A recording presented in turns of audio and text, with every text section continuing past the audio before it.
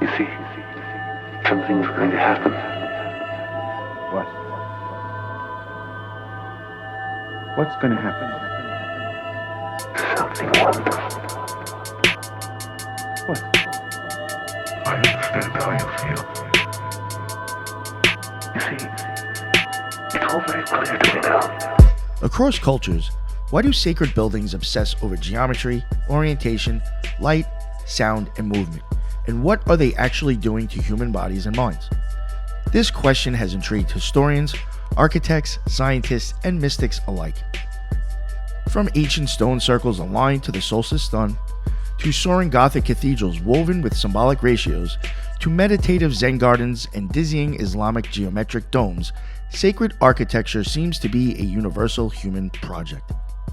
In this episode, we'll journey through civilizations and centuries to uncover how sacred spaces are designed, what they meant to their creators, and how modern science helps explain the magical effects these places have on us. We're not here to push any specific belief or debunk everything as mere coincidence. Instead, we embrace the perspective of the occult rejects, rejecting simplistic extremes.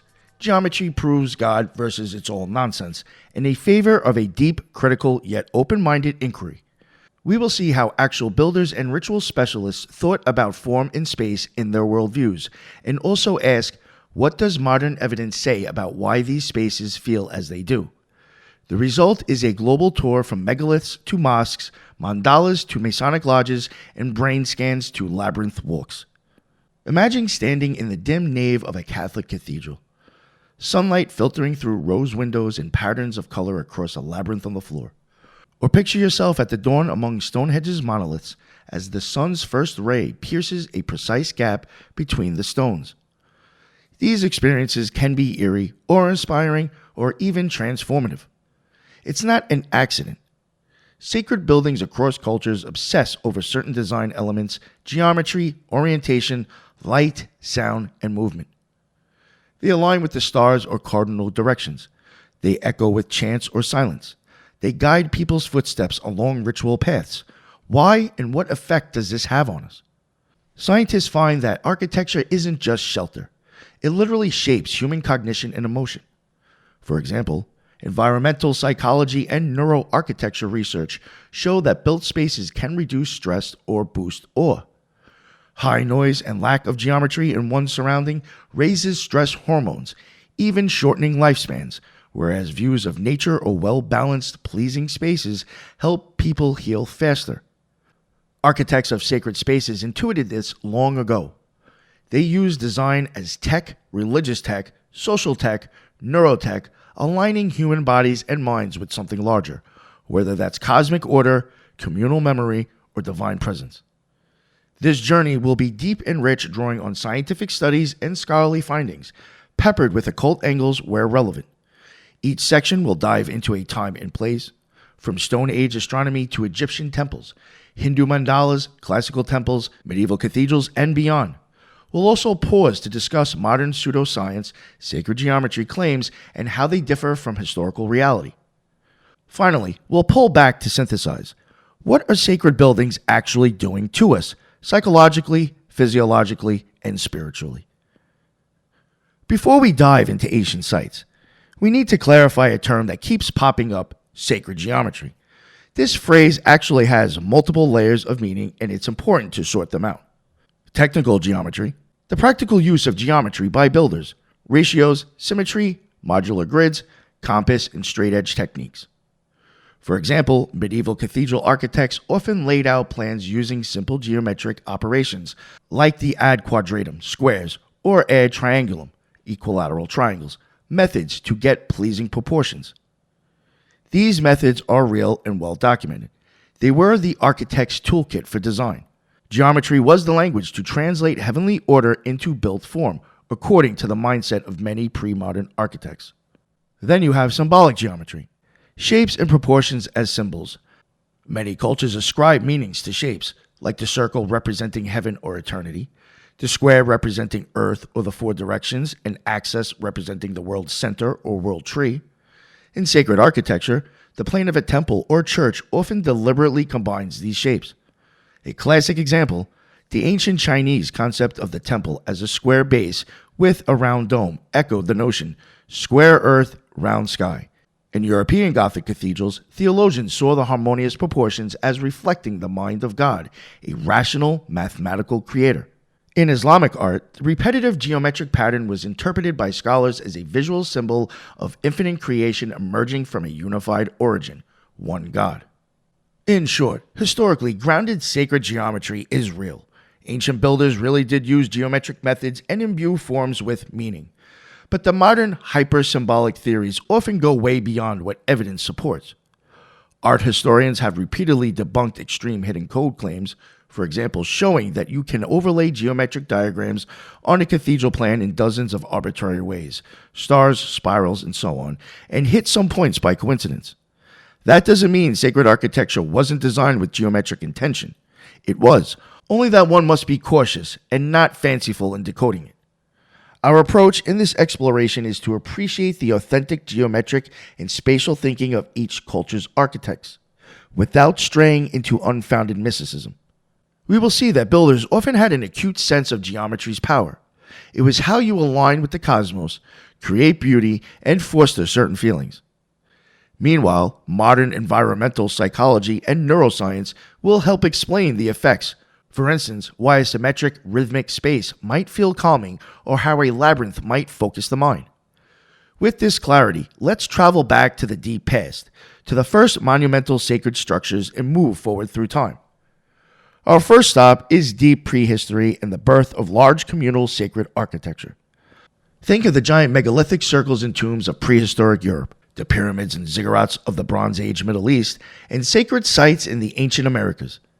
Across these cultures, long before written theory, we find a striking common thread: alignment with the sky and landscape. Early sacred architects were cosmographers. They positioned stones or walls to mirror celestial events and sacred directions. Stonehenge, a late Neolithic stone circle in England, is famous for its solstitial alignment. On midsummer sunrise and midwinter sunset, the sun aligns with the site's main axis.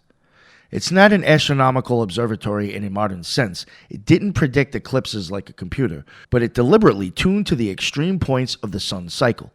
Archaeologists found that if you stand in Stonehenge's center on the summer solstice, the sun rises directly over the heel stone on the horizon.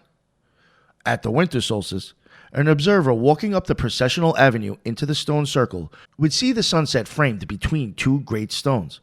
The entire layout is oriented to these solar events.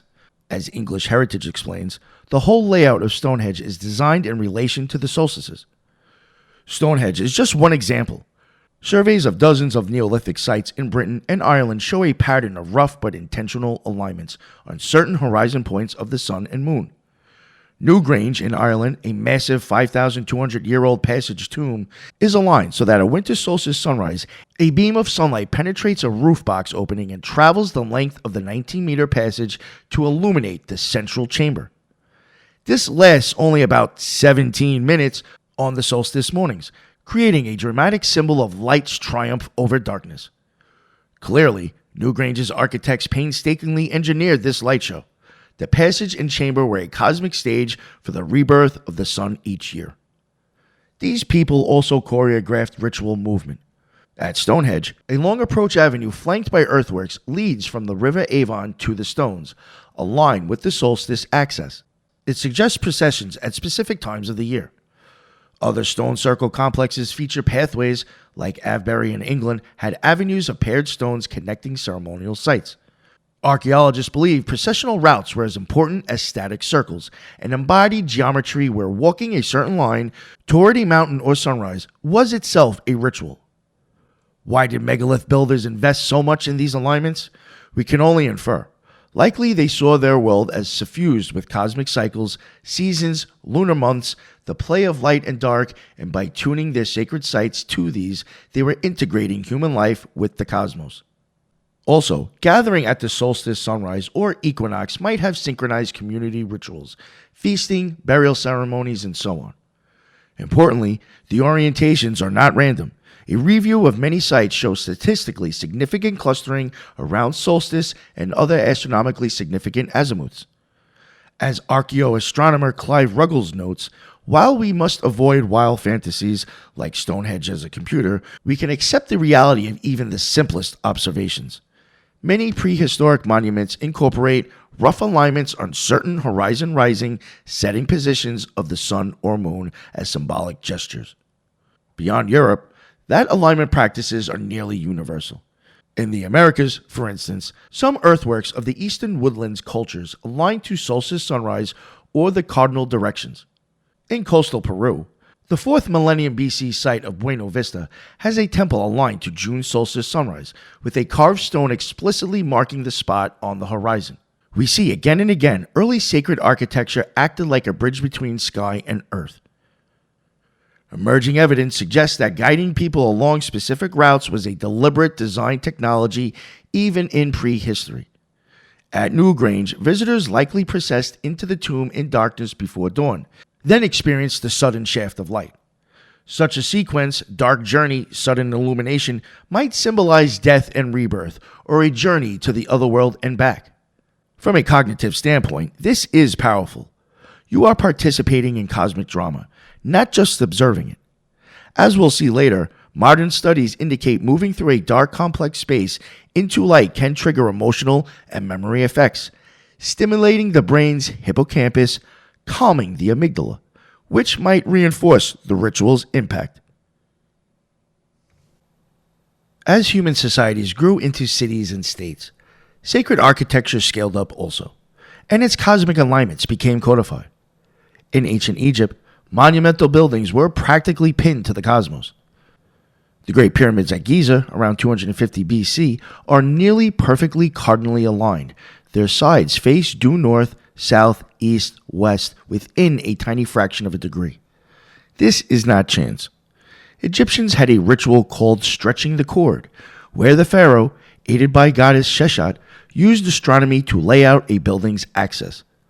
A depiction at Edfu Temple shows the king and Seshat aligning the temple by sighting the stars of the Big Dipper, effectively using the pole star or circumpolar stars to find true north. This indicates that precession orientation was considered sacred duty. Getting the temple in tune with the cosmos legitimized it. Egyptian temples were often orientated east-west so that the rising sun would penetrate the temple's axis on a significant day, like the king's jubilee or a god's festival. For example, the temple of Amun-Ra at Karnak is aligned to the December solstice sunrise. On those mornings, the sun's rays travel through the main gate and light up the sanctuary. Research measuring hundreds of Egyptian temple orientations found a strong clustering around the solstices and equinoxes. Many temples, especially in Upper Egypt, Thebes, faced the winter solstice sunrise, which in that latitude also roughly aligns perpendicular to the Nile's course. In other words, priests situated the temple so that on the shortest day of the year, the sun rose right in line with the sanctuary, and this happened to mean the temple also faced the life-giving river, a happy convergence of geography and astronomy. The Egyptians also aligned buildings to certain stars. For instance, the Pyramid of Khufu, the Great Pyramid, has its descending passage angled at about 26 degrees up from horizontal, which some argue pointed towards the circumpolar star Thuban when built, the pole star of that epoch. Temples in Upper Egypt have been shown to correspond to the rising of Sirius, a star linked to Isis and the Nile flood in some cases. One study by Belmonte measured over 300 temple axes and concluded that about one-third had significant astronomical orientations, mainly to the solstice sun and some to bright stars or constellations important in Egyptian mythology. In sum, Egyptian sacred architecture was a grand exercise in cosmic order. The pharaoh and priests aligning earth, their building, with sky, sun, and stars to sustain Ma'at, the principle of cosmic harmony. Ancient Egypt provides a striking early example of sacred geometry and architecture. The Great Pyramid of Giza embodies an advanced understanding of alignment and proportion. It is orientated almost perfectly to the cardinal directions like mentioned before, aligned north, south, east, west with an error of only about 1/15 of a degree. This near-perfect cardinal orientation suggests deliberate astronomical surveying. Indeed, researchers propose the Egyptians aligned the pyramid using the fall equinox sun shadows. The pyramid's form also encodes geometric ratios. Its base to height proportions closely approximate the golden ratio, 1.618, and the ratio of its perimeter to height is about 2 pi, a relationship accurate to within 0.04%. Whether by design or coincidence, the Great Pyramid's dimensions echo fundamental constants, which has long fueled speculation that it was meant as a cosmic model. 19th century savants like John Taylor and Piazzi Smythe even argued the pyramid was intentionally built as a scale model of Earth, linking height, radius, to base perimeter, circumference, in the same ratio as a circle. Modern scholars are more cautious, noting Egyptian builders worked in whole cubit units and that such elegant ratios may result from practicality. Intentional or not, the effect is that the pyramid stands as a temple in stone reflecting Ma'at, the Egyptian principle of cosmic order. The pyramid's square base symbolized the earth, stable and four-cornered, while its apex soared towards the sky, suggesting the pharaoh's ascent to join the imperishable stars. Thus, geometry for the Egyptians was inseparable from the sacred. Major temples were likewise oriented to cosmic events. For example, the Great Temple at Amun-Re at Karnak in Luxor was laid out so that on winter solstice the rising sun's rays would pierce straight down the main axis, illuminating the sanctuary of the god. On December 21st each year, visitors today still witness the first rays of dawn aligning perfectly with Karnak's corridor, reenacting an ancient ritual of life and renewal. In Egypt, the architectural alignment of temples and the precise geometry of forms were not mere aesthetics, they were part of the theology. Temples and pyramids became metaphysical machines designed to channel cosmic forces, to ensure the flooding of the Nile, mark the tuning of seasons, and secure the pharaoh's eternal life. Geometry was a sacred tool to achieve harmony between earth and sky. Now shift to Mesopotamia. Here, rather than pyramids, we have ziggurats, stepped temple towers. A ziggurat, like the famous one at Ur around 2100 BC, was explicitly a cosmic mountain in symbolism. The Mesopotamian cosmology imaged a three-tier universe, heaven above, earth in the middle, underworld below. A ziggurat, rising in tiers from the earth and often with a shrine on top, physically connected those layers. Its Sumerian name, Edamanaki for the Babylon ziggurat, literally meant house of the foundation of heaven and earth. They placed these towering structures at the center of cities, often oriented with their sides to the cardinal directions. The flat plain of Mesopotamia lacked natural heights, so humans built an artificial holy mountain for the gods to descend upon. Each stage of a ziggurat might be painted a different color, possibly evoking planetary or elemental symbolism, and the shrine at top was accessible only to priests, both a practical and spiritual high point. Inside the ziggurat's associated temples and courtyards, rituals would reenact mythic links between heaven and earth. One can imagine the New Year's festival in Babylon, where statues of the gods were paraded from the temple up the ziggurat. The architecture itself, bridging vertical space, completed the ritual movement upward, symbolizing prayer or offerings rising. In the famous story of the Tower of Babel, which scholars associate with a ziggurat, the idea of humans building a tower with its top in heaven indicates the perceived function. These were ladders for the divine. The biblical account casts it negatively as hubris, but Mesopotamians saw it as piety, inviting the god down, not storming heaven. Orientation-wise, we have less detailed data on ziggurats than Egyptian temples, but many Mesopotamian temples were also cardinally aligned. The ziggurat at Khorsabad was oriented such that its corners pointed to the cardinal directions, a practice that continued in later Persian fire temples. It suggests a widespread ancient intuition. If you align with the universe's primary directions, north, south, east, and west, your building becomes a microcosm, an ordered world in miniature. In summary, by the Bronze Age, sacred architecture was not just aligned but allegorized. Egyptians aligned to sun and stars to renew cosmic time, and Mesopotamians built artificial mountains to join heaven and earth. These early state societies poured massive resources into these projects, underscoring how vital it was to have the temple literally embody cosmology. Kingship was often tied up with this. The king, as temple builder, kept the cosmos in tune, whether by aligning Amun's temple to the solstice or raising a ziggurat for Marduk. Mesopotamian texts and later analysis reveal how deeply geometry and divine order were linked in these cultures. Gudi of Lagash, a Sumerian ruler, described the temple he built as a house like a mountain in heaven and earth which raises its head to heaven. Temples were laid out according to measurements revealed by the gods. Babylonian king Nabopolassar claimed he set the plan of Edamanaki under the instruction of the deities Shamash, Adad, and Marduk. We thus see that the plan itself was sacred. Not only the form, but the act of orientation and measurement had ritual importance. The temple's very geometry was considered divinely ordained. Sacred geometry and alignment were no less important in the ancient American civilizations. In Mesoamerica, halfway around the world, the pyramid-building cultures of Mesoamerica, ancient Mexico, and Central America independently developed their own sacred geometries. Pyramids and ceremonial centers of the Maya, Aztecs, and their predecessors display deliberate alignments to the sun and stars, layered symbolism, and cosmogrammatic city plans that are every bit as intentional as those of the Old World. In central Mexico, the city of Teotihuacan, built 1st century to 7th century AD, is a masterpiece of urban sacred geometry. Its streets form a grid roughly 15.5 degrees off true north, an oddly specific orientation that researchers have argued aligns with key solar positions on particular dates, tying the city plan to calendrical and agricultural timing. Some studies suggest this rotation helped create an architectural calendar where long sight lines along the main avenue and major monuments marked sunset points on dates spaced by 260 days, the sacred Mesoamerican calendar cycle, and other meaningful multiples. In this, the city becomes an observational instrument, a built diagram of time used to schedule agriculture and rituals.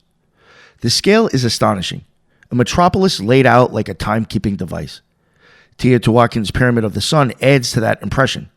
It's oriented to specific sunset events on the horizon, and some interpretations connect those dates to wider mythic or creation time frameworks. Researchers have also noted possible unit-based planning and numeric proportions embedded in how many structures relate to one another, suggesting the city's geometry may encode calendrical numbers like 20 and 260 in its spacing and layout. Far to the east in the Yucatan, the famous Kukulkan Pyramid at Chichen Itza is a brilliant example of geometry plus light equals living myth. On the spring and autumn equinoxes, and within a few days' window, the late afternoon sun casts a serpent-shaped shadow that appears to wiggle down the pyramid's northern staircase, visually descending toward the carved serpent heads at the base. It's an ingenious merging of architecture, solar timing, and theology. The pyramid doesn't just represent the feathered serpent. Under the right celestial conditions, it performs him. The structure also functions as a calendar in stone. The stair counts are traditionally read as 91 steps per side. 91 times 4 equals 364, plus the summit platform to make 365, the solar year. In other words, the pyramid is both a ritual stage and a calendrical machine, an alignment of form, symbol, and time so tight that myth becomes visible. This logic, build the heavens into the ground, appears across Maya sites. Many temples are oriented to solar phenomena or specific stars, and at certain locations, archaeologists have identified architectural observatory setups. At UX Acton in Guatemala, for example, pairs or groups of structures mark sunrise points on solstices and equinoxes when viewed from a designated temple position, creating a practical horizon calendar for priest astronomers. Here, the geometry is not abstract decoration. It's a working interface between celestial cycles and communal life. Mesoamerican pyramids often also symbolize the world mountain or axis mundi, the sacred vertical link between underworld, earth, and sky. Steep temples were conceived as replicas of the mountain where gods dwelled. The summit shrine was a threshold between human and divine. Among the Aztec, Teocalli, God's house, names the temple as a literal dwelling place of deity, not merely a monument. In Aztec Tenochtitlan, the Templo Mayor, Great Temple, carried this cosmological architecture to an imperial scale. Its summit held a double shrine, one for Tlaloc, rain, and one for Huitzilopochtli, war and the sun, with twin staircases and an orientation that embodied Aztec cosmology. The urban plan around it expressed the quincunx principle. four quarters radiating from a sacred center, mirroring a four-part universe with the temple as the world's axis. Accounts and archaeological interpretations also connect the Templo Mayor's access to solar events, including equinox-related sunrise alignments, where the sun's appearance along the temple's line dramatized mythic triumph, cosmic order reenacted through stone, street, and light. Put simply, in Mesoamerica, sacred geometry wasn't a style. It was a technology, an architecture of timing, a choreography of sunlight, and a cosmogram you could walk through. The city became a calendar, the pyramid became a myth in motion, and the entire landscape became a living equation tying earth to heaven. In Andean South America, sacred architecture and landscape alignment were not just aesthetic choices. They were the grammar of religion itself. Long before European contact, the Inca and their predecessors treated mountains, horizon points, and solar events as active parts of ritual space. Cusco's Coricancha, the Inca Temple of the Sun, was said to sit at the center of a vast network of Sikhs, sacred sightlines radiating outward across the valley, linking the city to shrines, springs, and prominent peaks on the horizon. The landscape itself became a mapped cosmology with lines of meaning stitched from temple to mountain to shrine. At Machu Picchu, the principle becomes almost cinematic. Structures, doorways, and windows frame solstice sunrises, turning architecture into a controlled aperture for light, season, and omen. Stone doesn't merely stand in the world. It points, frames, and announces the turning of the sky.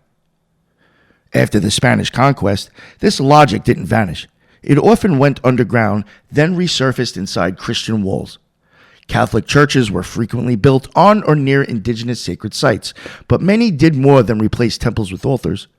In the Andean highlands, orientation studies of colonial-era churches show that while European custom tended to favor eastward alignment, often with the altar oriented toward the east, local churches sometimes subtly deviate to acknowledge indigenous spatial cues, especially Apus, the sacred mountains revered as living powers. In northern Chile, for example, a chapel in Arica is positioned so that upon exiting, the view is dramatically framed by the Payachatas, twin volcanoes regarded as sacred peaks, standing directly ahead like guardians in the doorway of the world. Elsewhere, churches were sited along older pilgrimage routes, or placed so that important solar events, like a solstice sunrise appearing from behind a mountain, could still be read on the local horizon. This is hybrid sacred geometry. The colonizers imposed a Catholic template, but indigenous cosmology continued to shape where and which way of holy space. Surveys in southern Peru, focusing on 17th to 18th century churches, have found repeated patterns of non-standard orientation, deviations that correlate with nearby notable peaks or with sunrise directions tied to locally important calendar moments. In effect, these churches became bi-cosmological buildings, Christian sanctuaries that also quietly referenced Andean sacred directions, turning the colonial church into a double-coded compass, one needle pointing to Rome, the other to the mountain. All of this underscores a larger truth that repeats across cultures. Ancient builders used geometric order, grids, axes, alignments, framed horizon points to connect sanctuaries with the cosmos. The deliberate marking of solstices, equinoxes, cardinal directions, and other celestial timings wasn't an intellectual hobby. It's expressed and integrated worldwide. By aligning stone and brick with sun and star, humans aligned themselves with the gods. Architecture became a form of sky watching and timekeeping. Conversely, the movements of celestial bodies gained tangible form in architecture. In summary, ancient civilizations across the world treated geometry as sacred, a way to translate cosmic order into physical space. Temples and sacred complexes were not only places where rituals happened, they were rituals in themselves, permanent ceremonies of stone that bound society to the heavens. The recurring language of circle, square, and triangle, circles as unity or sky, squares as stability or earth, triangles and pyramids as ascent, appears again and again because it's more than symbolism. It's a visual theology. Through number, proportion, and alignment, early architects built what can be called an architectural language of the cosmos, a language that doesn't end in antiquity, but echoes forward into later cultures, often in surprising and hidden ways. Whether in Mayan cities or Inca villages, the pattern is that sacred space is never arbitrary. It's oriented towards something: a star, the sun, a holy mountain, the rising point of Venus, and so on. This anchors human activity, prayer, procession, and sacrifice into the cosmic and landscape order. It's as if architecture was the interface between humans and the universe. Get the interface geometry right, and the communication flows. Having established this primordial principle of sacred architecture as cosmic alignment and journey, we move next to regions where geometry took on explicitly spiritual diagrams, the mandalas and Vastu of Asia. In South and East Asia, especially under Hinduism and Buddhism, and later Taoism and Shinto, sacred architecture developed highly sophisticated symbolic geometry. Here we find not just alignments to stars, but entire diagrams encoded in plans, temples designed as mandalas, stupas as cosmic models, and cities cited by geomantic feng shui principles. The concept of the mandala, a geometric diagram of the cosmos used for meditation, literally moved from painted scrolls into three-dimensional architecture. One of the most explicit uses of sacred geometry is in the classical Hindu temple. Ancient Sanskrit manuals prescribe designing temples according to a Vastu Purusa mandala, a grid diagram that is both cosmic map and metaphysical blueprint. The standard form is a square grid, divided usually into 64 or 81 smaller squares, 8 by 8 or 9 by 9, in which each section is assigned to a deity or cosmic force. The center of the grid, the Brahmasthana, is the locus of Brahman, the supreme reality, often left open to the sky or marked by the temple's central sanctum. In mythic terms, the mandala represents the body of the Vastu Purusa, the cosmic being or spirit of the site, who, as legend has it, was pinned down by the gods onto this diagram. His head lies in the northeast, feet in the southwest, and so on.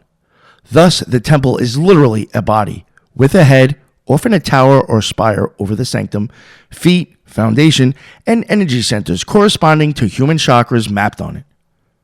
For example, the Garbhagriha, inner sanctum or womb chamber, sits at the center of the plan, analogous to the navel or heart of the cosmic being, and is the site of the main deity idol.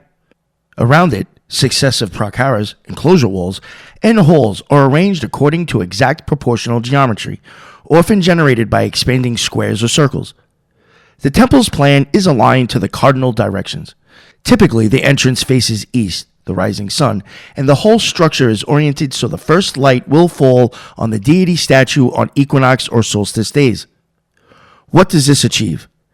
In the traditional view, the Vastu Purusa mandala represents the manifest form of the cosmic being, upon which the temple is built and in whom the temple rests. In other words, building according to the mandala ensures the temple is an embodiment of the cosmos and the divine. Every measurement and ratio is dictated by tradition. For instance, texts say the temple's dimensions should be related by simple ratios that produce harmony, often linked to musical ratios, since the universe is sound for Hindus, the Om vibration. The result is that a devotee entering the temple is, whether they know it or not, walking into a cosmic diagram. The directions and ornamentation guide the subtle body as much as the gross body. One concrete example, South Indian Chola temples, 11th century, often have a 8 by 8 grid layout. The central square houses Siva in his linga form in a small dark chamber. Directly above the sanctum rises the towering Sikara, spire, with a kalasha at top. This vertical axis is like a Mount Meru, world mountain, planted in the mandala's center. So the plan is cosmic order horizontally, and the profile is the cosmic axis vertically. The devotee moves from the outer gate through successive halls, each smaller and more elevated, symbolically moving from the mundane toward the sacred center, transcending from outer world to inner sanctum. It's a journey inward and upward that mirrors the journey of the soul in meditation, guided by architecture. The Vastu system also connects to human proportions. The Purusa cosmic man in the mandala grid is often correlated with human anatomy. The head sector is the realm of Isana, Siva. The feet sector is associated with Nirti, dissolution, which interestingly corresponds with the recommendation to place heavy load, like storage or grain, in the southwest of a house for stability. The Muladhara's root chakra is in the southwest of the mandala, hence temples often have their foundation stone and wait there. The navel, Manipura chakra, lies at the center with Brahma, which is left open to allow the energy to breathe. In many traditional homes or temples, a small open courtyard sits at center. All these correspondences are spelled out in texts and are not later conjectures. Directly above the sanctum rises the towering Sikara, spire, with a kalasha at top. This vertical axis is like a Mount Meru, world mountain, planted in the mandala's center. So the plan is cosmic order horizontally, and the profile is the cosmic axis vertically. The devotee moves from the outer gate through successive halls, each smaller and more elevated, symbolically moving from the mundane toward the sacred center, transcending from outer world to inner sanctum. It's a journey inward and upward that mirrors the journey of the soul in meditation, guided by architecture. The Vastu system also connects to human proportions. The Purusa cosmic man in the mandala grid is often correlated with human anatomy. The head sector is the realm of Isana, Siva. The feet sector is associated with Nirti, dissolution, which interestingly corresponds with the recommendation to place heavy load, like storage or grain, in the southwest of a house for stability. The Muladhara's root chakra is in the southwest of the mandala, hence temples often have their foundation stone and wait there. The navel, Manipura chakra, lies at the center with Brahma, which is left open to allow the energy to breathe. In many traditional homes or temples, a small open courtyard sits at center. All these correspondences are spelled out in texts and are not later conjectures. Thus, the temple is a microcosm of both universe and human, a fractal idea that the human, cosmic, and divine bodies are reflections of each other. From a psychological view, one could say that such geometry gives a sense of order and meaning. Walking into a Hindu temple, even if one doesn't consciously know the grid, one feels an integrity, symmetry, repetition, progression inward. Modern studies suggest humans find spaces with fractal or pattern complexity calming and engaging. Our eyes and brains enjoy a certain level of intricate order, reminiscent of nature's patterns. The biophilic effect of fractal patterns may partially explain the appeal of temple ornaments and mandala layouts, which often have self-repeating designs at multiple scales. Neuroscientific research even shows exposure to fractal visuals of the right density can reduce stress by up to 60%. The temple mandala, filled with repeated motifs, lotus, geometric borders, and so on, and a strong central symmetry, likely taps into this intrinsic cognitive preference for patterned order. In sum, classical Hindu temple architecture is sacred geometry incarnate.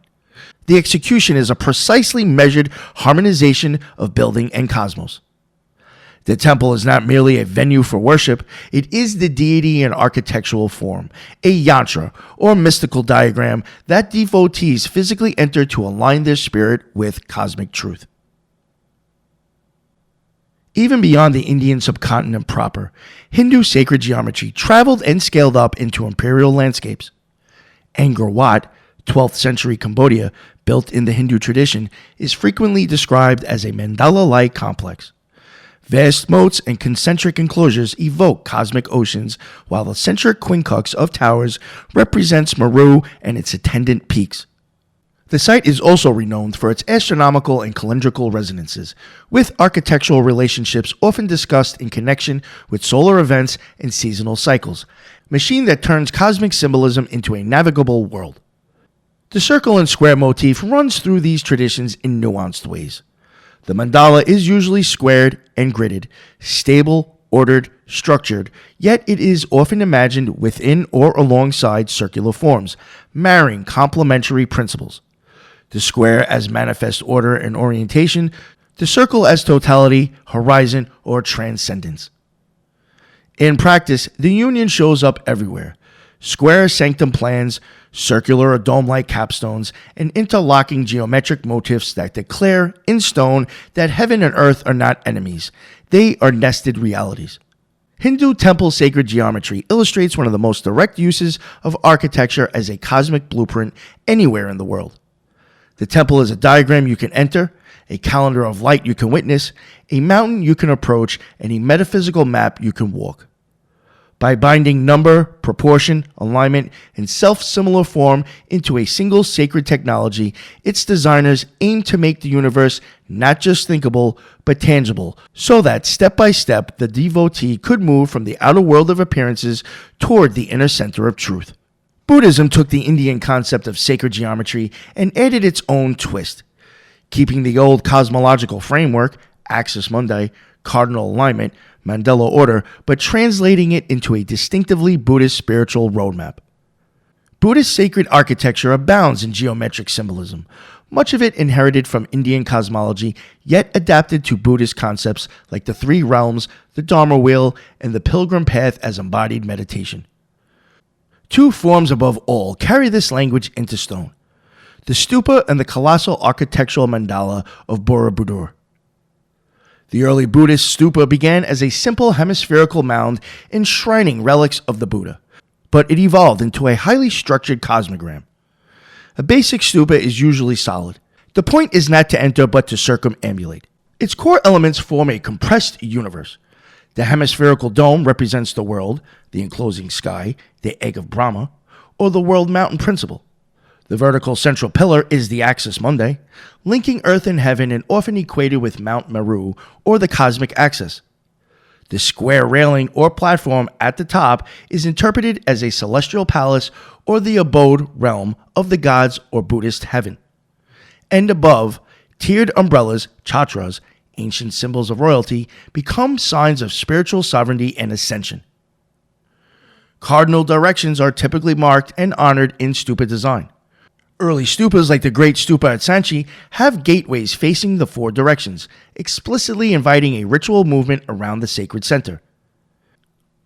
At Sanchi, the Harmika and its triple umbrella are often read as symbolizing the three jewels, Buddha, Dharma, Sangha, and the overall square and axis geometry can be seen as a simplified cousin of later mandala monuments.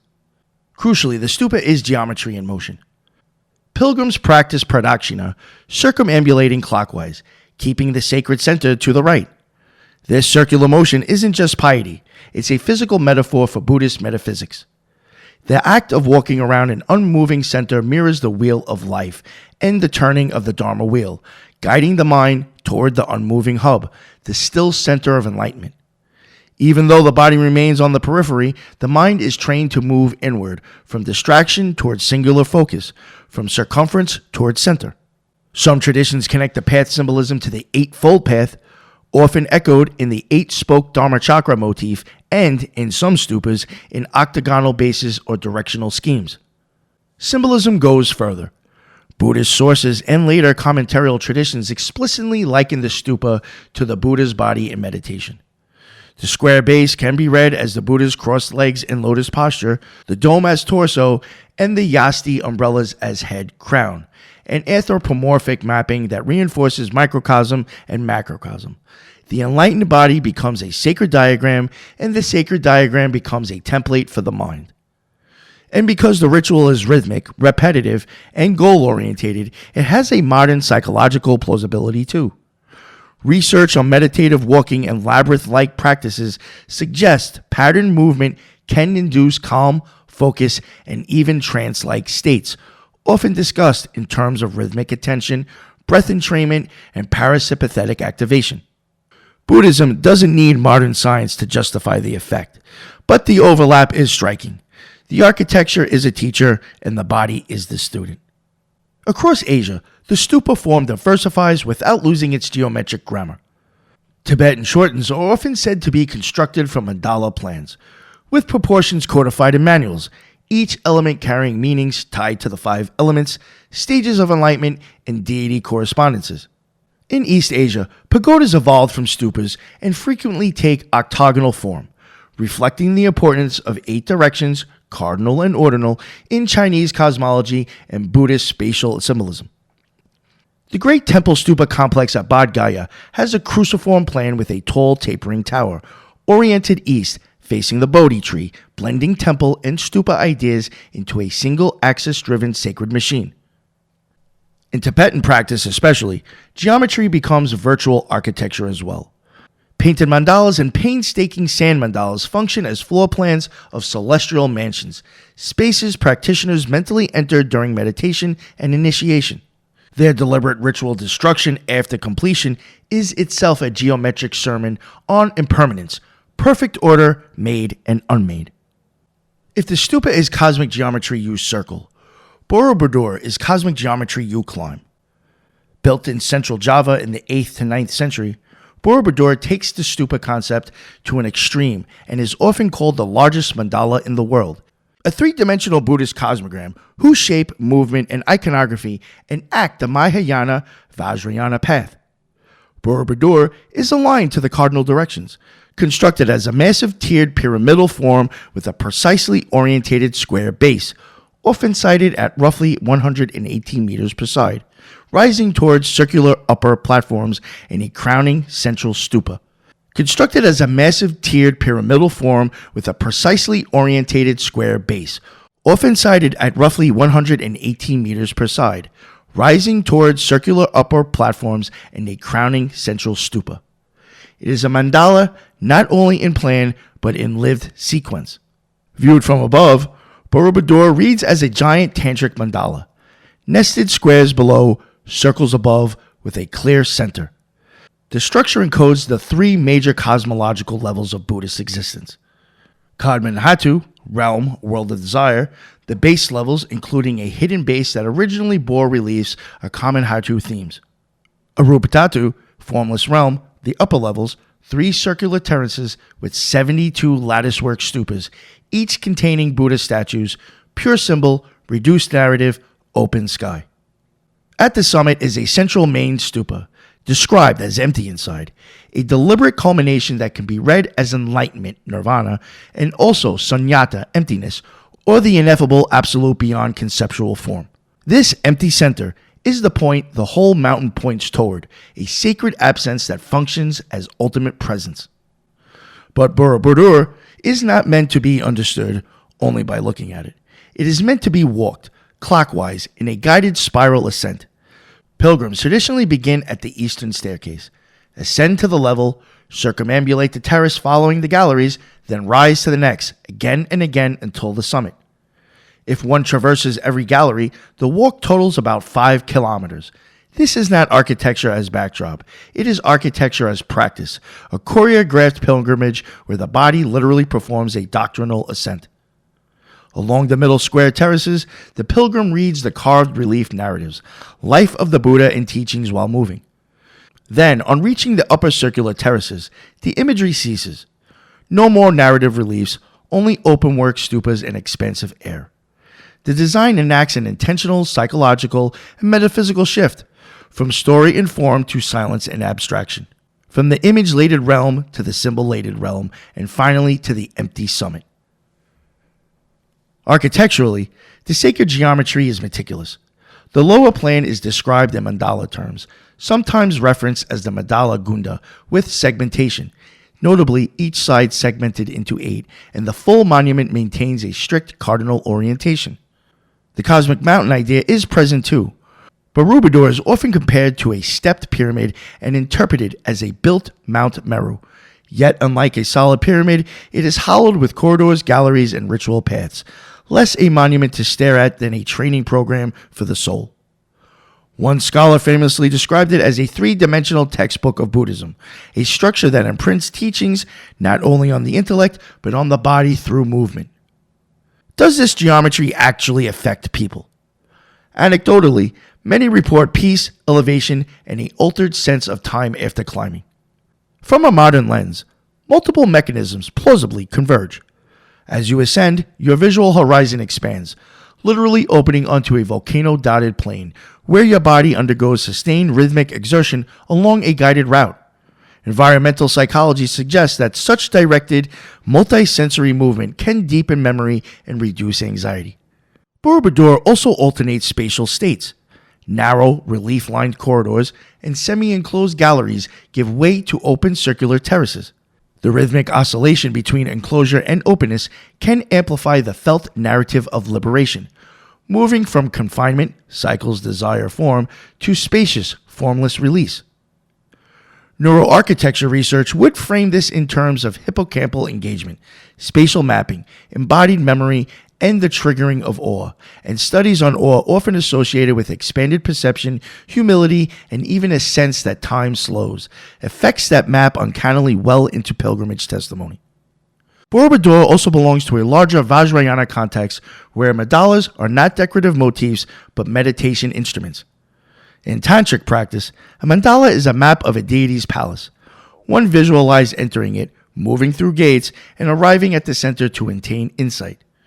Borobudur may have functioned as a massive architectural analog of this inner practice, allowing monks and pilgrims to physically enact what visualization does mentally. It is fascinating that in the 1970s, the Indian scholar Lokesh Chandra mapped a known mandala of the meditational deity onto Borobudur's plan and reported correspondences, suggesting the builders may have intentionally encoded specific Buddhist metaphysics into the monument's geometry. Borobudur is the most spectacular architectural mandala, but it is not alone. Buddhist architecture across Asia frequently follows mandala layouts. Monastery compounds proportioned around a center, ceilings painted with mandala schemes, temple grounds organized as concentric worlds. Tibetan monasteries can echo mandala order in assembly halls and compound plans. Chinese pagodas preserve directional and cosmological symbolism through an octagonal geometry. Window lattices, courtyard grids, and Dharma chakra motifs repeat the circle and square language at every scale. And throughout, one principle remains consistent. Buddhism carries forward the ancient Indian sacred geometry, mandala, axis mundi, cardinal alignment, and overlays it with a uniquely Buddhist aim.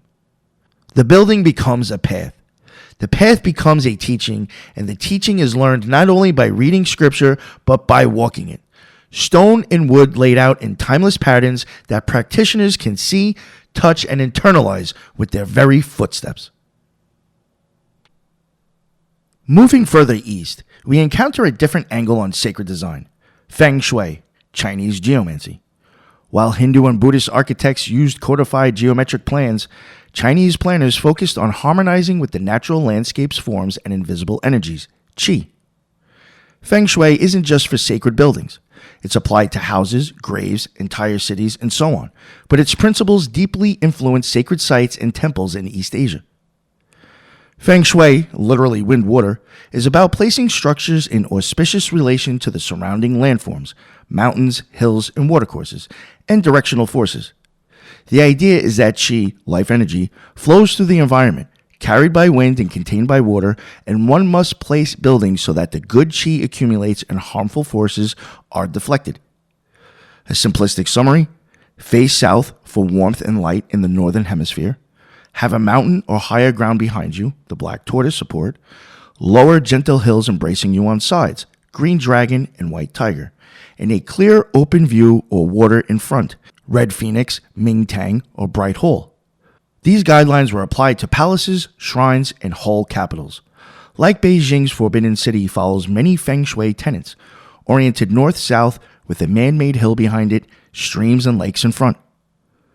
A classic example of Feng Shui's sacred orientation is the location of graves and temples.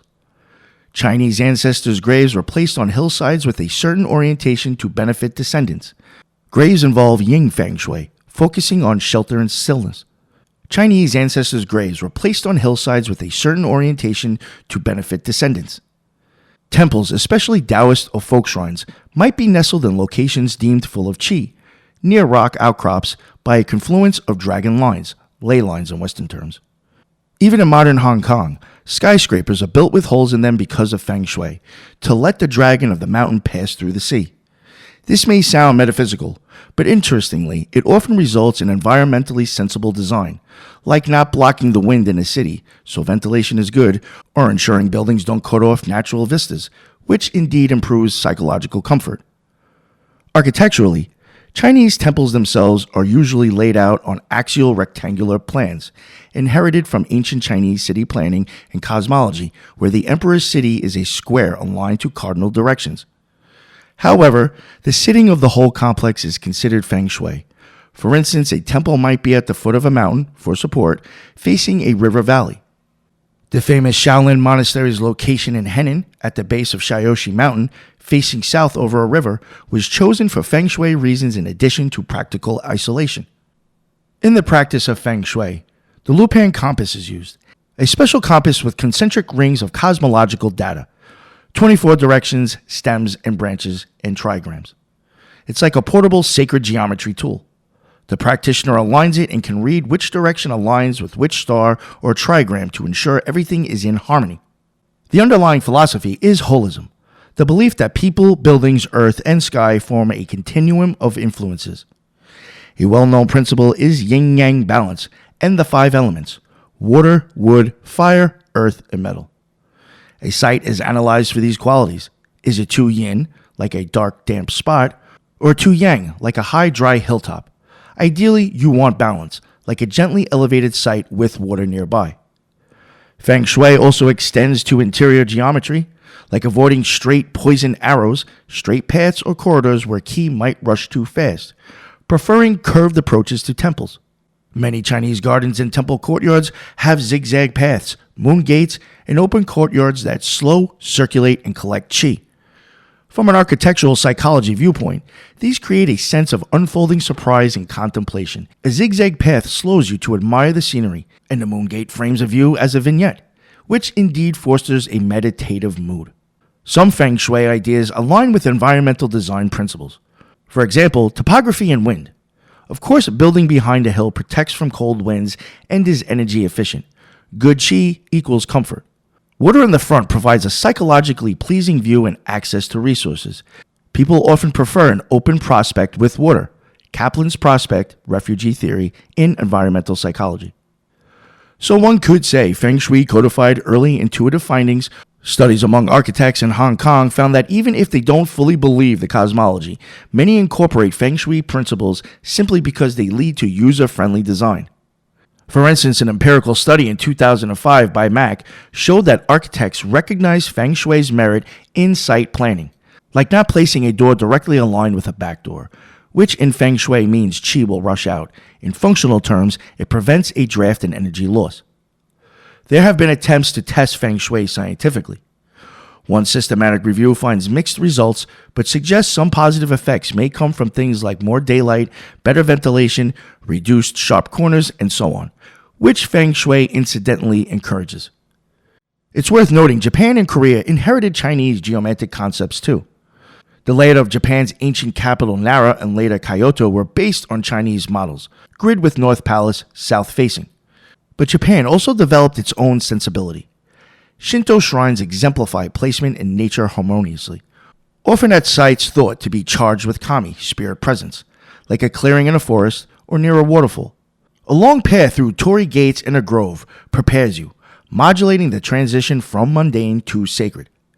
The shrine itself is usually on an axial approach, sando path, often facing a direction of significance. Japanese Zen gardens use asymmetry and void, ma, to create contemplative space, a deliberate avoidance of overt geometry to let the mind project. One Zen temple even laid out its rock garden as an allegorical journey of a stream through rocks, life's journey, again something walked or viewed sequentially. In summary, feng shui and geomancy in East Asia is a form of sacred spatial design that's less about explicit geometry on paper, like mandalas, and more about reading the landscape's geometry and working with it. It brings orientation to a micro and macro scale, not just building orientation, which it does consider, like avoiding your house facing a T-junction road head-on because that's like a spear of qi. It brings orientation to a micro and macro scale, not just building orientation, which it does consider, like avoiding your house facing a T-junction road head-on because that's like a spear of qi, but city orientation with mountains and rivers. Beijing's Forbidden City famously has auspicious Mount Jingshan man-made hill behind it and the Golden Water River in front. It's a holistic sacred geography where ideally human dwellings are placed as if nestled in the folds of the dragon so that life energy accumulates there.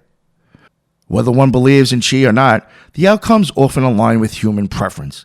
Like an elevated site with a view and water source is obviously good. Japanese sacred architecture provides a lovely case of mixing geometric order with natural symmetry and emptiness. Now on to Japanese shrines in Zen space. Japanese sacred architecture provides a lovely case of mixing geometric order with natural asymmetry and emptiness. Shinto shrines are usually very simple buildings, straight lines, thatched or copper roofs, rectangular floor plans following ancient rice granary designs. Yet their site planning is full of symbolic geometry, a long axial approach, sometimes with multiple torii gates in decreasing size, creating a perspective effect. At Tamazuya, water basin, on the side for ritual purification, water equals alignment with purity, and guardian statue symmetrically flanking the path, and so on. The act of passing through a torii gate is itself a geometric ritual act. It marks a liminal threshold from profane to sacred. The torii's form, 2 upright pillars and 2 crossbars, is very minimal geometry, but loaded with meaning. It frames the shrine beyond and signals to the mind, prepare, you're entering the kami space. In fact, Shinto requires you to bow before entering, reinforcing the psychological transition. Many shrines orient roughly to the south or east, but often it's more about local context, like facing a sacred tree or mountain behind. A famous example, Fushimi Inari Shrine in Kyoto, the trails up the sacred Inari mountain are covered in thousands of torii, forming a vermilion tunnel. As you walk, the repetition of gates become a rhythmic, almost meditative architecture of movement, much like a colonnade but with spiritual markers, each torii donated with inscriptions. It is a kind of modular geometry that creates an experience of continuity and focus. Now, Zen Buddhist temples and gardens epitomize an aesthetic principle of kanso, simplicity, and fukinsei, controlled symmetry. The famous rock garden of Ryoanji in Kyoto is often cited. 15 rocks placed in raked white gravel, enclosed by an earthen wall. There is implicit geometry.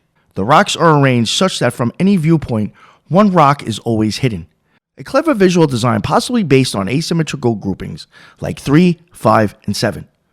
But what does the garden do? It provides a void, ma, the space between that allows contemplation. The only geometry is the rectangular plot and the parallel raked lines in the gravel, which are meticulously maintained. Those raked lines are geometry manifest. They curve around the rocks and run straight in the open areas, creating a serene pattern. One could see it as analogous to the concept of sacred order emerging in emptiness. Neuroscientists may say the blank slate with minimal elements invites a deep alpha wave relaxation or open monitoring meditative state. There's enough pattern, the gravel lines, the proportions of space, to engage the mind but not so much content as to overwhelm it. Zen architecture often features engawa, veranda, and shoji screens, which frame nature like a series of geometric picture frames, emphasizing seasonal changes. The dry garden, the tea house path. Stepping stones are regularly placed to slow your pace and make you mindful of each step. These are kinesthetic geometries. If Gothic cathedrals were about overwhelming vertical symmetry to thrust your soul upward, Zen spaces are about gentle asymmetry and moderate scale to let your soul settle and expand outward. It's 2 different uses of space. One centripetal, one centrifugal, both aiming at a form of transcendence or verse tranquility. Interestingly, modern research finds asymmetry with coherence can be pleasing. It's the principle of organized complexity in design, which is neither chaotic nor monotonous. Zen gardens hit that sweet spot. Seemingly random rock placement that upon longer viewing reviews subtle balance. Indeed, Zen aesthetic principles, articulated as the 7 principles like wabi-sabi, value asymmetry as a way to achieve dynamic balance because perfect symmetry is considered lifeless. Modern studies on preference often confirm that slight irregularities in a pattern can make it more interesting and memorable as long as some order remains. So we have Hinduism, temple as a cosmos body of deities, Buddhism, especially Mahayana and Vajrayana, with stupas and mandalas, Chinese folk religion, Taoism, Feng Shui alignments, ancestor geomancy, Confucian ideas, the imperial city as cosmic order on earth, Shinto, indigenous Japanese worship of nature spirits with minimalistic shrines, and Zen, a branch of Mahayana Buddhism focusing on meditation, influencing spatial design to provoke enlightenment experiences. Each of these added layers to sacred geometry, be it exact grids, symbolic access, landscape alignment, or deliberate emptiness. At this point, stepping back, we've seen sacred architecture aligning to sky and to cosmic diagrams and chi flows. The stage is set to enter the classical West and then medieval, where a fusion of ideas occurred. Greek philosophy of harmony, Roman engineering, Christian theology, producing the grand churches aligned to the sunrise and encoded with number symbolism. The Greco-Roman world and the rise of Christianity brought new dimensions to sacred architecture. The Greeks introduced a conscious philosophy of harmonic ratios inspired by Pythagorean ideas of number and musical harmony, applying it to their temples. The Romans extended alignment from individual buildings to whole cities. The military and colonial towns were often on strict grids oriented by the heavens. Early Christians, inheriting Jewish temple lore and Roman practice, oriented their church towards the east, symbolically facing the coming of Christ and the resurrection. Let's unpack a few key aspects. A Greek peripteral temple, like the Parthenon or a smaller Doric temple, is often admired for its proportional beauty. This is not by accident. Greek architects used simple integer ratios to relate parts. Vitruvius, 1st century BC Roman writer, drawing on Greek knowledge, records, for example, that in Doric order temples, the proportion of column diameter to column height might be 1:6 or 1:7. The intercolumniation space between columns likewise fixed by a modular ratio to the column thickness. These ratios were akin to the ones in musical tuning, fourth, fifth, and octave, which the Pythagoreans had elevated to cosmic significance. All is number. An interesting snippet, the Parthenon's facade can be fit in a rectangle whose aspect ratio is about 9:4, and many have claimed golden ratio relationships in its design, though scholars debate that. More concretely, we know from accounts that the design process involved geometry. They would inscribe circles, use the Vesica Pisces, overlapping circles, to get column spacing and so on, to ensure a visual harmony. The concept of symmetria for Greeks meant commensurability, all parts measured by a common module. The term modulus in architecture comes from this. So the temple was seen almost as a living organism, each part proportional to the others. This is a sort of sacred geometry in that they believed beauty itself was a sign of truth and divine order. Most Greek temples of the classical period were oriented east-west, typically with the main entrance facing east so the rising sun would illuminate the cult statue inside at dawn. A study by G. Pentazes and others of Greek temple orientations found a general tendency for temples to face the rising sun, especially on significant feast days of the deity if known. There is evidence that the Temple of Apphia on Aegina, for instance, faces summer solstice sunrise. Greek religion was partly sky-focused, so aligning temples to sunrise connected worship to the daily rebirth of light. Even the oracle temples had peculiar orientations. Delphi's temple, if I recall, is oriented to the rising constellation of Delphinus, or some mythic association. The point is, Greek sacred architecture combined abstract harmonic geometry for aesthetic and spiritual purity and pragmatic celestial alignment. If we consider acoustics or movement, Greek worship, unlike Christian, did not happen inside the temple. The temple held the cult statue and treasure. Rituals happened at an outdoor altar. So less focus on interior acoustics, more on the approach and visual alignment. Greek temples were often on promontories or hilltops, the Acropolis, Delphi's Terrace, Cape Sunion's Cliff. This gave them prominent placement in the natural landscape, often with a backdrop or alignment to mountains or sea that was scenographically powerful. For instance, the Parthenon is oriented so that at certain times one can see the sun or moon rise between its columns from key approach angles. Not sure if deliberate, but likely yes, because the Panathenaic procession, Athens' central ritual, culminated with sunrise rites on the Acropolis. The Romans took Greek ideas and went for grand scale and practicality. A hallmark of Roman planning was the castrum town layout, a near rectangular grid aligned by the Cardo, north-south street, and Decumanus, east-west street, crossing at the Forum Center. When founding a colony, Roman surveyors, using devices like the Groma, would align these main axes often with reference to the sun's position or a star. A fascinating research by Amelia Sparavigna notes that some Roman towns had their decumanus aligned to solstice sunrise or sunsets. There's debate, but recent satellite measurements show certain patterns. For example, the Roman town of Timgad in Algeria has an orientation that some argue aligns with the winter solstice sunset. The idea is the Romans might have sometimes oriented the city to the sun's birthday, Natalis Solis, or to the star under which it was founded. Each city had an astrological chart for its foundation moment. However, other factors like terrain and existing roads influenced it too. So not all cities did this. But the concept of a grid itself is a rational cosmic idea. It implies imposing order on the world, reflecting the Roman sense of cosmos as order. Cosmos means order. The Cardo and Decumanus also symbolically mirrored the Axis Mundi concept, in a way, making the city a microcosm with north-south, east-west aligning to the border Earth. The Forum Romanum wasn't perfectly aligned, it grew organically, but later imperial fora and cities like Alexandria had strong axes aligned with astronomical precision. Alexandria's main street was said to align with the rising sun on Alexander's birthday. Roman architects like Vitruvius recommended orientating towns and buildings to winds, an environmental concern, and to sun for lighting. For example, Vitruvius says temples of Saturn and west-associated gods should face west. Others should face east so that the god image is illuminated. Archaeology confirms that the vast majority of early Christian basilicas in Rome are orientated with their apse. Archaeology confirms that the vast majority of early Christian basilicas in Rome were oriented with their apse, altar end, roughly toward the east, though local street grids sometimes swayed this. Christianity inherited the Jewish tradition of Jerusalem as the world's spiritual center. The Jewish temple in Jerusalem, destroyed in 70 AD, was oriented east-west, entrance on east, Holy of Holies to the west end. Early synagogues and Christian churches often follow this template of east-facing entrance, meaning you face west when worshiping, as in the temple. But gradually, Christians flipped it.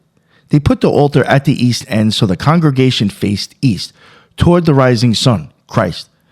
The rationale was deeply symbolic. East was Eden, source of original light. East is where the sun rises. Christ's resurrection, the second coming.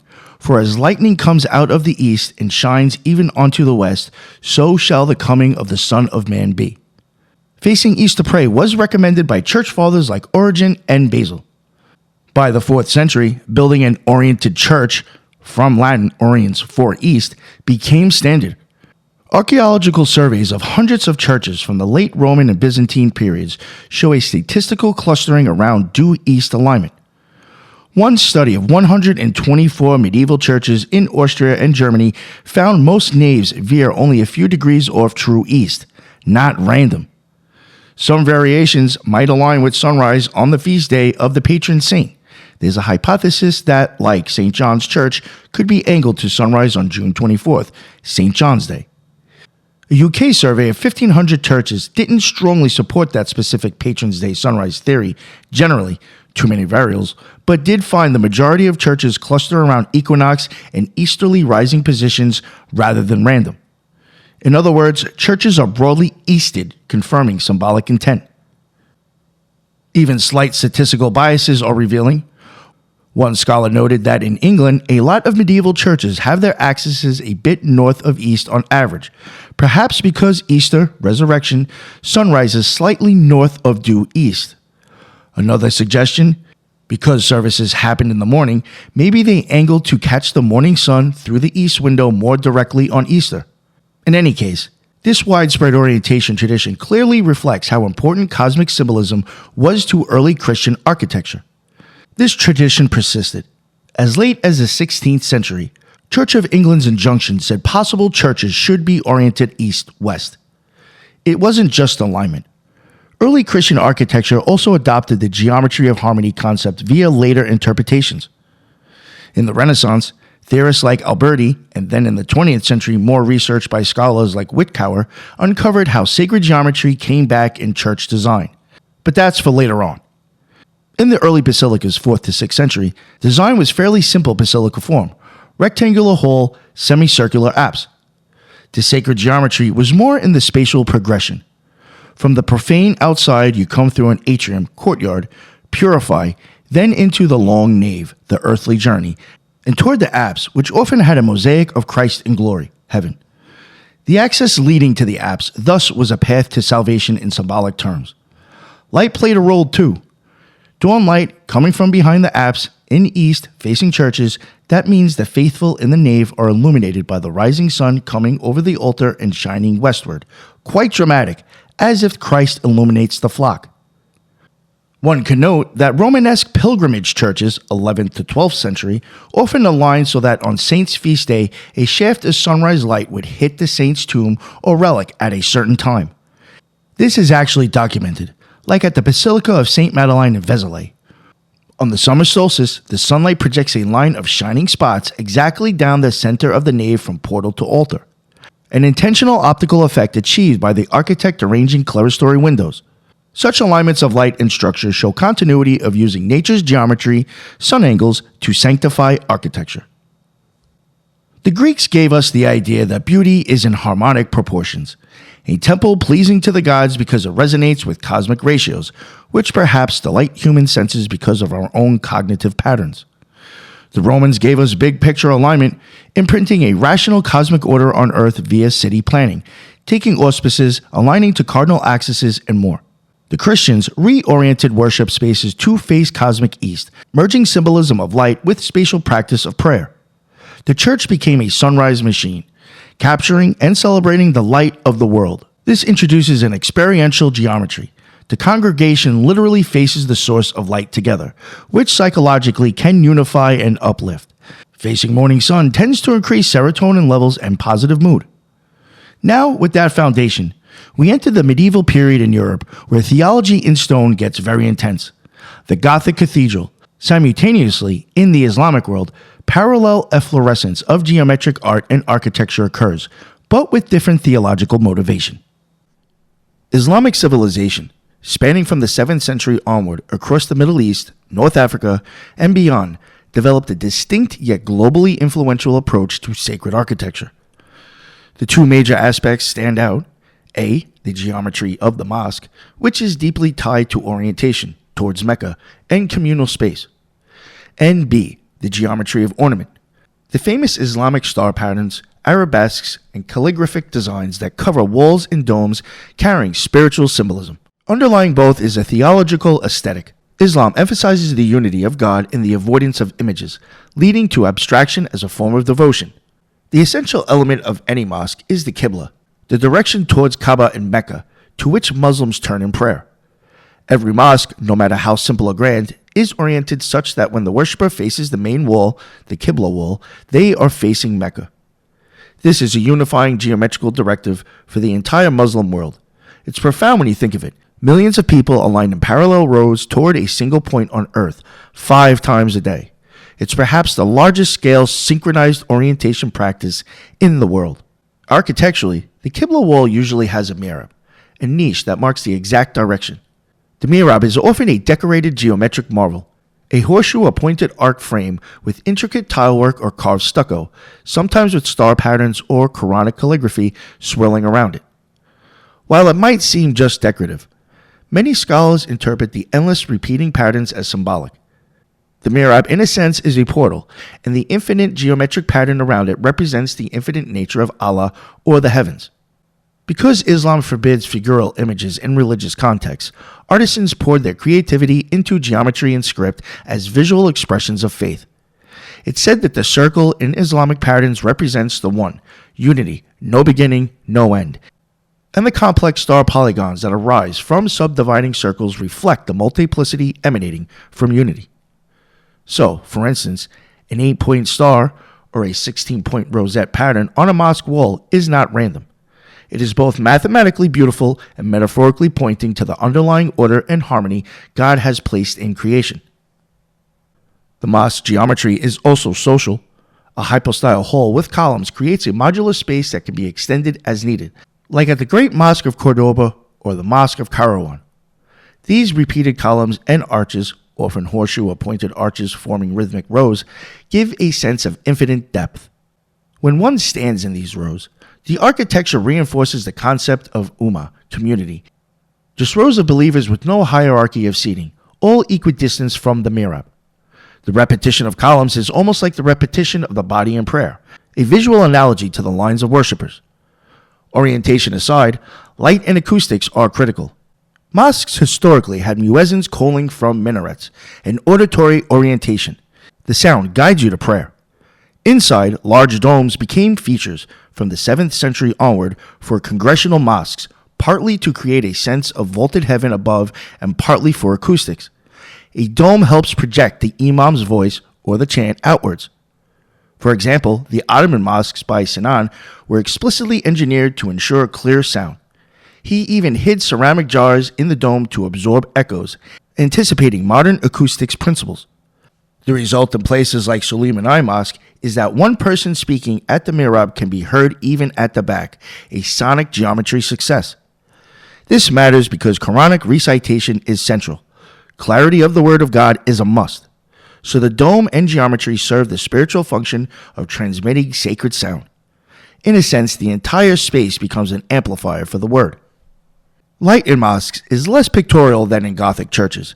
No figurative stained glass, but still symbolic. The Quran has the famous light verse, Allah is the light of the heavens and the earth. Many mosques, like the Sheet Lafula Mosque in Isfahan, use light patterns as art. At certain times, the sun casts patterned shadows on window grills, moving like celestial calligraphy across the interior. The architecture often includes mashrabaya screens or perforated stucco that create starry light dots. Think of the experience. Midday sun filtering through star-patterned screens in an otherwise dim mosque creates an ambience of mystery and serenity. It might even aid cooling, but also fosters contemplation. Notably, Islamic architecture in hot climates often employed courtyards san with water pools, a geometry of rectangle and axis again.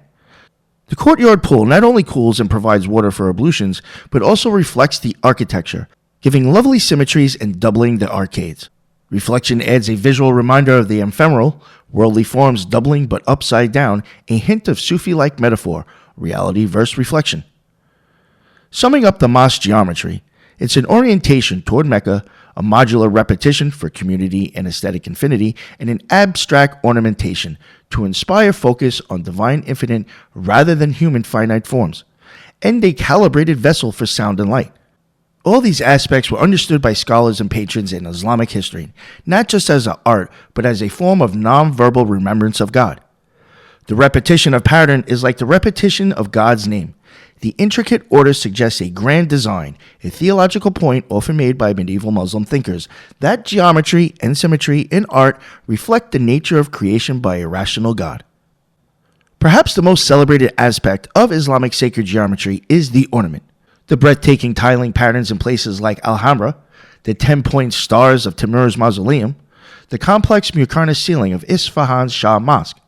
These aren't mere decorations. Many Islamic philosophers wrote about geometry as a way to contemplate the divine. For instance, the 10th century Brethren of Purity said geometry leads the mind from the material to the immaterial, a stepping stone to understanding the soul. Later, the great mystic Ibn Arabi likened geometric figures to crystallized divine names. The fact that certain patterns can extend infinitely without overlapping, like a well-made star tiling, symbolized how the infinite God can manifest in finite form without losing unity. In practice, artisans developed sophisticated mathematical knowledge. They were effectively doing algorithmic design centuries before computer fractals. Recent research even suggests some Islamic tilings approached quasi-crystalline patterns of periodic tilings that modern math discovered in the 1970s by the 13th century. They didn't have algebraic formula for it, but they had straight-edge and compass techniques passed in workshop law that achieved extraordinary complexity with simple rules. From a mathematical art perspective, a pattern with a 5-fold or 7-fold symmetry, which most medieval art avoids because it's tricky, is common in Islamic design, like the 7-fold giri pattern in a mosque in Iran. The unique symmetries might have been pursued to express transcendence of the ordinary. 6 or 8-fold are easy and common, divisible by 2, But a sevenfold star has a subtle mystique because it doesn't tessellate regularly without complex interlacing. Achieving that shows mastery and perhaps alludes to mystical numbers, 7 heavens, 7 verses of Fatiha, and so on. Importantly, Muslim thinkers explicitly avoided representing God or prophets in imagery, so geometric pattern became a form of visual theology, expressing the idea that God is everywhere and nowhere, seen through order and beauty, not through idols. The endless knotwork in star patterns wrapping a dome create a dissolution of concrete form. One might stand beneath a dome and see it as a firmament of stars in abstract form. In, say, the Dome of the Rock, one of the earliest Islamic monuments, 691 AD in Jerusalem, the interior is filled with Byzantine-influenced vegetal and geometric mosaics, but notably no human figures, in contrast to the church art of the same time. This aniconism leads to focusing on calligraphy, verses of Quran, and geometry to convey messages. For example, at the Alhambra's Court of the Lions, the wall tiles feature complex strapwork with inscriptions praising God woven into them. You literally read the pattern. Thus, one can say the sacred geometry in Islam is also language, quite literally in calligraphic geometry. Square Kufic script is basically words turned into geometric blocks. What effect did these patterns have on people historically? While we lack medieval psychological surveys, there are accounts of people moved to tears of devotion by the beauty of mosques. Modern studies on aesthetic preference indicate people generally find Islamic patterns very appealing, even across cultures, likely due to their symmetry and moderate complexity, which the brain likes. Some neuroscientists suggest that repetitive patterns can induce a mild trance or meditative state by engaging the visual cortex in a sustained yet not overwhelming way, somewhat analogous to mantra repetition for the ears. In that sense, standing amidst the intricate mosaics of, say, Sheikh Latfola Mosque, where every inch has a pattern, might quiet discursive thought and evoke contemplation of the infinite, which is exactly the theological intent. As one scholar wrote, Islamic art occludes the material to reveal the eternal. The Timurid and Safavid mosques of Iran are prime examples. The Shah Mosque in Isfahan has a 7-color tile mosaic interior with Giri patterns and Quranic inscriptions that seamlessly cover domes and walls. The geometry is not random decor. Certain motifs, like the 12-point stars, could be nods to the 12 imams, for Shia context, or the concept of the throne verse, Ayat al-Kurusi, which is often inscribed around a dome by interlocking script with star patterns, likely making a crown of verses. It's a unit of geometry and meaning. One scholar calls it a visual praise of God through mathematical perfection. The Muqarnas, stalactite vaults in these mosques, are another geometric invention. Essentially 3D fractals, subdivisions of niches creating a dip castle effect that dissolves the hard transition of wall to dome. Symbolically, Muqarnas are said to represent the cascading heavens or angelic spheres bridging down to the human space. They can also be interpreted as a visual representation of the Barzakh, intermediate realm in mysticism, not solid, not void, a twilight of form, which again ties to theology. The Alhambra in Spain is full of poems carved amidst its tile patterns that actually explicate the architecture. I am a garden carved in stone, reads one. The Court of the Lions Arcade has Muqarnas columns and star patterns that interplay with sunlight, water, and reflection, creating a dynamic geometry that changes by hour. Tourists today universally find it mesmerizing. That's a key word. A well-designed geometric environment can mesmerize in a positive meditative sense. In psychological terms, it might induce soft fascination, a term from attention restoration theory, which is an attention state that is effortless yet engaging, conducive to reflective thought and mental restoration. Sacred spaces often aim for that mind state. Focus on the sacred, relaxed from the mundane. Islamic sacred geometry, through both architecture and ornament, acts as a silent theology, preaching unity, infinity, and divine order without words. It aligns the community physically toward Mecca and aligns the mind aesthetically toward patterns that suggest the infinite. In a beautiful way, it's the opposite of iconography, but striving for the same effect, bringing the believer into contact with the sacred. The difference is where an icon shows a holy figure to venerate, a geometric pattern invites you to contemplate the intelligence and beauty behind creation, thereby venerating the Creator. With Islam and medieval Christianity, we see sacred geometry reaching perhaps its most elaborate expressions. Next, we'll look more closely at the Gothic cathedrals of Europe, another high point of geometry, and then trace the thread into esoteric movements like Freemasonry and the Occult revival, where geometry again is imbued with secret meanings. Now we will talk about Judaism's sacred geometry for a bit. Jewish architecture often has a more understated relationship with sacred geometry, partly because after the destruction of the Second Temple in 70 CE, Judaism did not revolve around building new monumental temple complexes in the way some other traditions did. The synagogue becomes a community anchor for prayer, study, and gathered life. But the understatement can be misleading. Because Judaism's sacred geometry doesn't disappear, it relocates. It becomes textual, directional, ritual, and when the temple stands, architectural in the strongest, most measured sense. Before Solomon's temple ever rose in stone, Israel's sacred geometry already existed as a portable architecture. The Mishkan, the tabernacle in the wilderness. Its proportions are explicit and repeat like a ritual mantra. An outer courtyard described as 100 cubits long by 50 cubits wide, a clean 2x1 rectangle, with its entrance on the east toward the sunrise and an inner tent whose boards and frames define a measured volume. The key for sacred geometry is that the system is already tripartite and procedural. Boundary, approach, inner threshold. Even before monumental building, Judaism is already doing sacred space as measured enclosure, directional orientation, and graded access, a geometry meant to regulate bodies, movement, and attention, not merely impress the eye. The biblical descriptions of Solomon's temple in Jerusalem present a geometrically ordered space loaded with symbolism. A tripartite progression, courtyard, holy place, holy of holies, and precise measurements given in cubits. The house is described as 60 cubits long, 20 wide, and 30 high, with a portico 20 cubits long and 10 cubits deep. A vocabulary of simple legible ratios meant to feel intentional rather than decorative. Within the progression, the innermost sanctuary, the Holy of Holies, is described as a perfect cube, 20 cubits long, 20 cubits wide, 20 cubits high. A cube is symmetry made solid. Equal edges, right angles, a shape that reads as stable, complete, and set apart. The golden cube, overlaid within, becomes an earthly echo of heavenly perfection. It housed the Ark of the Covenant, itself given strict dimensions, 2 by 5 cubits long, by 1 by 5 cubits wide, by 1 by 5 cubits high. People sometimes romanticize the Ark's proportions as golden, but what the text clearly gives us is a simple, pleasing ratio. 5:3 equals 1.67. That later readers naturally treat as meaningful because sacred objectives invite proportional interpretation. But temple geometry is not only about proportion. It is about access, threshold, and controlled movement. Holiness expressed as a graded architecture. The Second Temple period gives us one of the most chilling surviving artifacts of sacred geometry as boundary system. The warning inscription associated with the soreg, the balustrade partition around the sanctuary. Its message is explicit. No foreigner may pass beyond that boundary, and violation is a death sentence. This is sacred space as measured jurisdiction, where lines in stone separate zones of permitted bodies.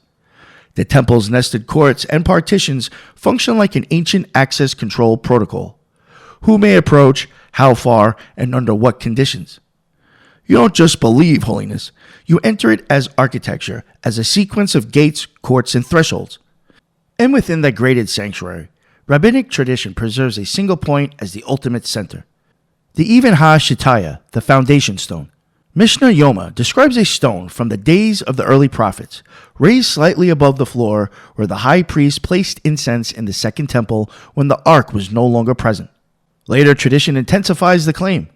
The foundation stone is the point from which the world was founded, Zion imagined as creation's sea point, a literal axis mundi embedded in the sanctuary's geometry. Here, sacred space is not merely a line to the cosmos. It is imagined as the cosmos' origin. Rabbinic tradition preserves the same sense of sacred space as engineered order.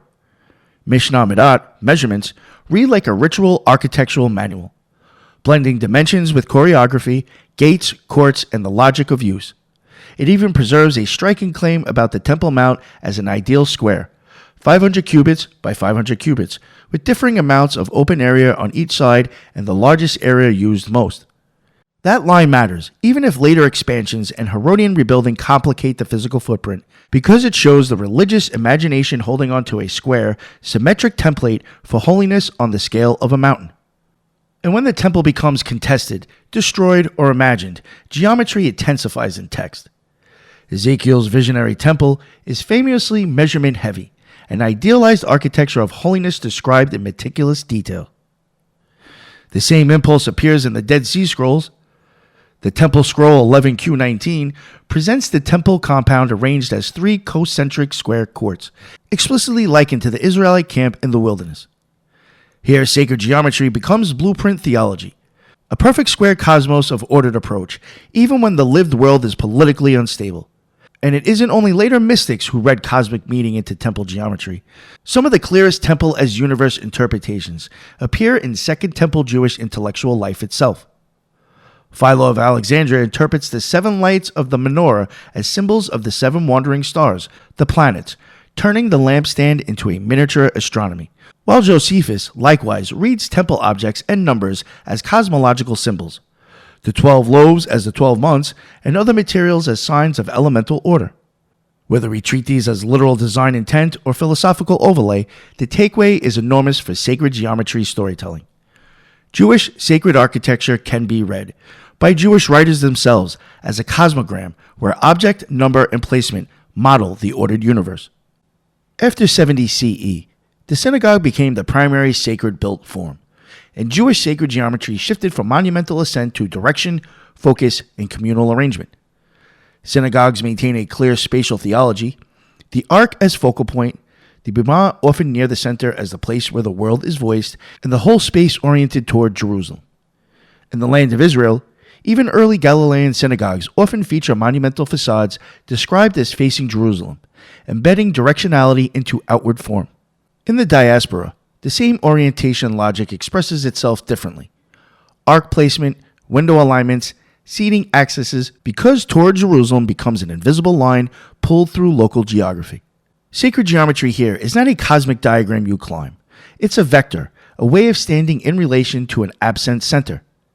And Judaism's relation to cosmic symbolism inside synagogue space is more complex than people assume.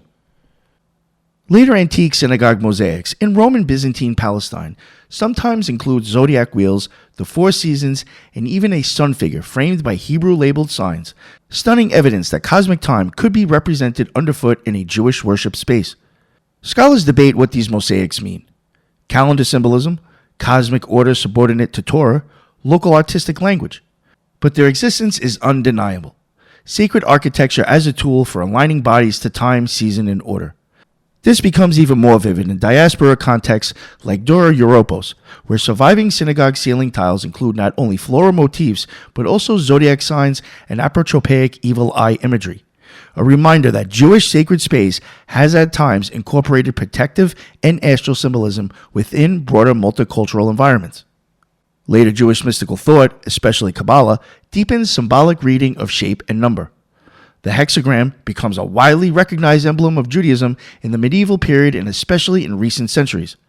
While it has broader historical usage beyond Judaism, it becomes architecturally common in synagogues as windows, railings, and ornamental forms. 2 interlocking triangles that modern interpreters often read as the interplay of worlds, heaven and earth, giving and receiving, or as a numeric symbolic emblem of communal identity. Some synagogues adopt hexagonal or octagonal plans that echo the symbolic language indirectly. You can also argue that Judaism develops a different kind of sacred geometry, the geometry of letters, numbers, and legal measurements. Gematria and numeric symbolism give certain numbers weight, 7, 8, 1840, and more, and that symbolism sometimes becomes architectural through requirements rather than ornament. Halakha specifies a minimum volume, 40 sia, and rabbinic discussion treats that volumetric threshold as the line between invalid and valid immersion space. Here, holiness is not vibes, it is measurable volume. Sacred geometry becomes hydraulic engineering. And Judaism extends sacred geometry outward into the city itself through the Eruv, a boundary made from existing walls, posts, wires, and symbolic enclosure that turns otherwise ordinary public space into a different category of space for Shabbat life. Urban studies of the Eruv describe it as a kind of territoriality without sovereignty, where an arbitrary perimeter becomes meaningful through communal ritual symbolic acts. This is a sacred architecture without monuments, invisible lines, legal geometry, community cohesion, and embodied practice. Freemasonry and later Western esotericism treat Solomon's Temple as an archetypal blueprint of ideal sacred architecture. Symbols like Boaz and Jachin, sacred measurement myths, and checkerboard floors become part of a Western esoteric rereading of biblical sacred geometry. Less about reconstructing the temple historically, more about making the temple into a universal metaphor for wisdom and cosmic order. In short, while Judaism after antiquity focused less on grand physical temples, the legacy of temple geometry never disappears. It persists as proportion, boundary, orientation, measurement, and imagined blueprint. The cube of the Holy of Holies echoes later across Abrahamic imagination. The Temple Mount becomes a square in memory and text. Synagogues preserve directional devotion toward Jerusalem. Mosaics sometimes bring the calendar of heaven into the floor. The mikvah turns purity into volume, and the eruv turns cities into ritual space. Judaism's sacred geometry is not always loud, but it is rigorous, embodied, and surprisingly architectural once you learn where to look. So when people say sacred geometry, what do they really mean? Sacred geometry isn't one thing. It's a stack of things.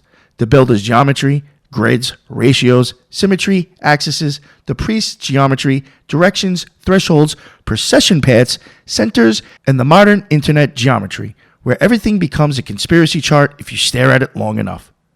But when we strip away the hype and go culture by culture, the pattern that survives is this. Sacred architecture is orientation made physical.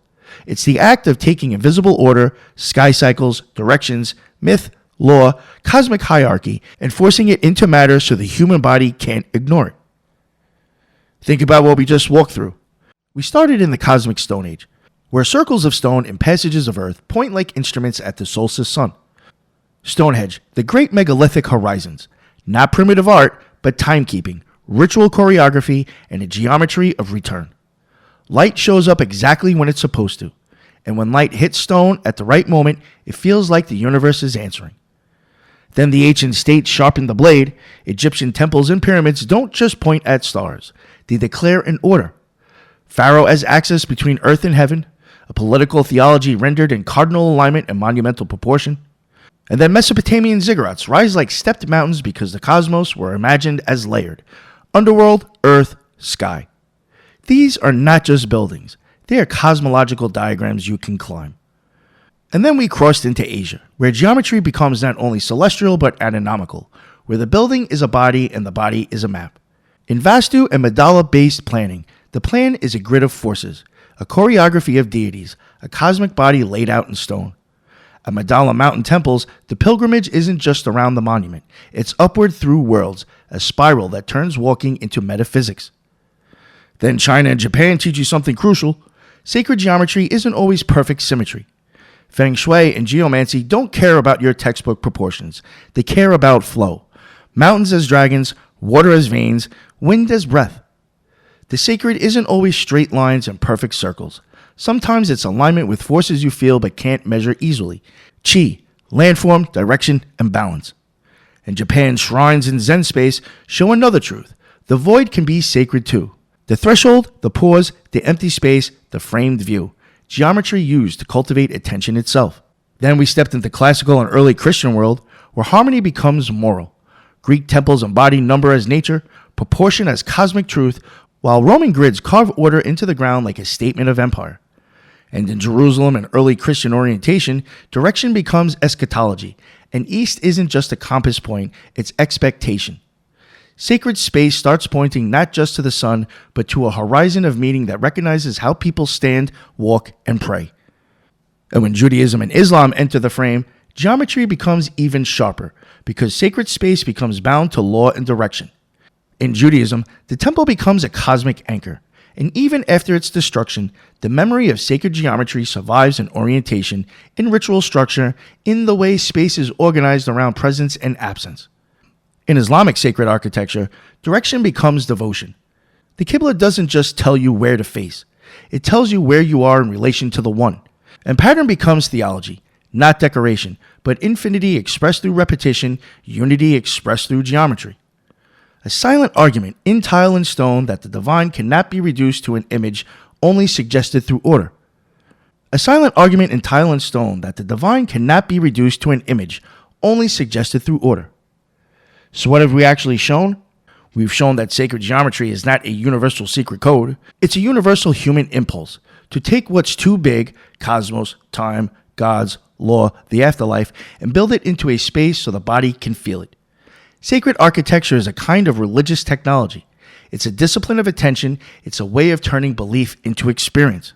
And if you're occult-minded, like me, here's the part that should stay with you. Maybe the builders didn't just symbolize cosmic order. Maybe, through proportion and orientation and ritual movement, they engineered states of mind where the invisible felt near. Not proof, not a cartoon conspiracy, but a real interface. Geometry, light, direction, procession. Shaping perception until presence feels plausible. So take a breath, look at the nearest wall around you, imagine it as a diagram, imagine it as a spell, imagine it as a machine, and ask the question that haunts every sacred structure on earth. Are these buildings pointing to the divine, or are they building the divine inside the mind? Either way, the geometry is still working.